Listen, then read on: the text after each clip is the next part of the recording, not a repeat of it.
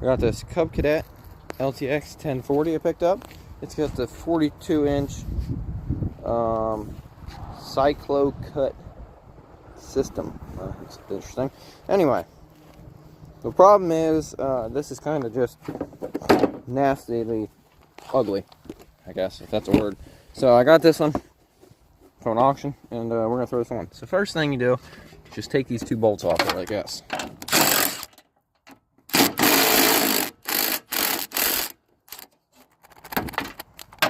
And you just pull this off.